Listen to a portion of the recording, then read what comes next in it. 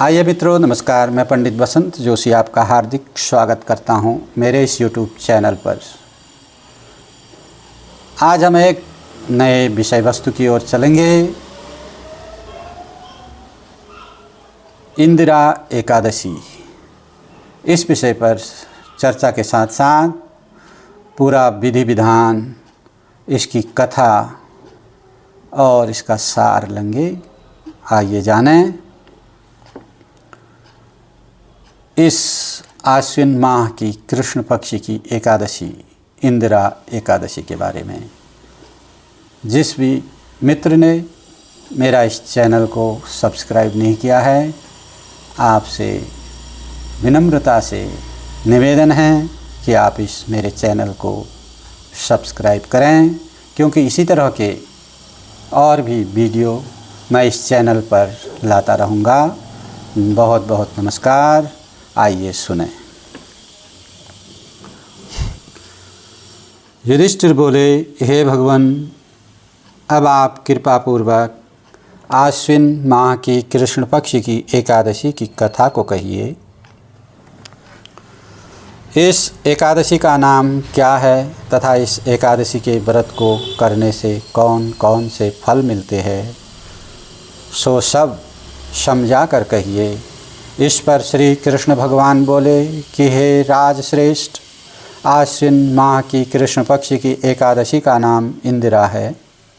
इस एकादशी के व्रत को करने से समस्त पाप नष्ट हो जाते हैं तथा नरक में गए हुए पितरों का उद्धार हो जाता है। हे राजन, इस एकादशी की कथा के सुनने मात्र से ही वाजपेय यज्ञ का फल मिल जाता है और सभी किस्म के पाप धुल जाते हैं। प्राचीन सतयुग में महिष्मती नाम की नगरी में इंद्रसेन नाम का प्रतापी राजा राज्य करता था। एक समय राजा अपनी राजसभा में सुखपूर्वक बैठा था। महर्षि नारद आकाश मार्ग से उतरकर वहां आए। महर्षि नारद बोले कि हे राजन, आपके राज्य में सब कुशल तो है। मैं आपकी धर्म परायणता देखकर अत्यंत प्रसन्न हूँ। तब राजा बोला, हे महर्षि, आपकी कृपा से मेरे राज्य में सब कुशल पूर्वक चल रहा है। इस पर नारद जी बोले कि हे राजन, मुझे एक महान आश्चर्य हो रहा है कि एक समय जब मैं ब्रह्मलोक से यमलोक को गया तो उस जगह यमराज की सभा के मध्य में मैंने तुम्हारे पिताजी को बैठे देखा था। तुम्हारे पिता महान ज्ञानी, दानी तथा धर्मात्मा थे। वे एकादशी का व्रत बिगड़ जाने से यमलोक को चले गए। तुम्हारे पिता ने मुझसे तुम्हारे लिए एक समाचार भेजा है कि यदि मेरा पुत्र इंद्रसेन आश्विन माह के कृष्ण पक्ष की इंदिरा एकादशी का व्रत करें और उस व्रत का फल मुझे दे दें तो मेरी मुक्ति हो जाएगी और इस लोक से छूटकर मैं स्वर्गलोक में वास करूँगा। जब राजा ने महर्षि नारद जी से ऐसे वाक्यों को सुना तो उससे महान दुख हुआ और वह इंदिरा एकादशी के व्रत की विधि पूछने लगा कि हे नारद, अब आप मुझे इस एकादशी के व्रत की विधि बतलाइए। इस पर नारद जी बोले कि हे राजन, आश्विन माह की कृष्ण पक्ष की दशमी के दिन प्रातःकाल श्रद्धा सहित स्नान करना चाहिए। इसके पश्चात दोपहर को भी स्नान करना चाहिए।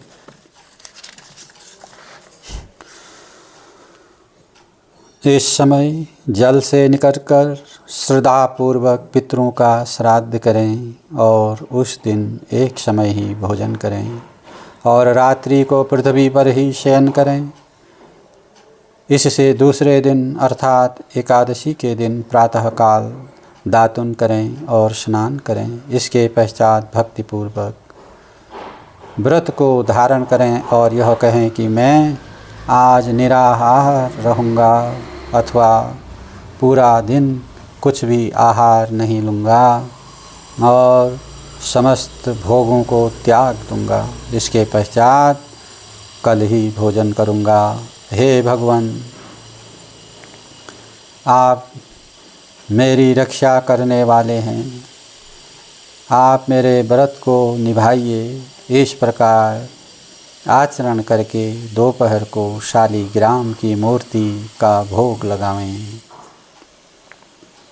भोजन में से कुछ हिस्से को गौ को दे दें और विष्णु भगवान की धूप दीप नैवेद्य आदि से पूजा करें और रात्रि को जागरण करें। इसके उपरांत द्वादशी के दिन मौन होकर बंधु बांधवों सहित भोजन करें। हे राजन, यही इंदिरा एकादशी के व्रत की विधि है। हे राजन, यदि तुम आलस्य रहित होकर इस एकादशी के व्रत को करोगे तो तुम्हारे पिताजी अवश्य ही स्वर्ग को जाएंगे।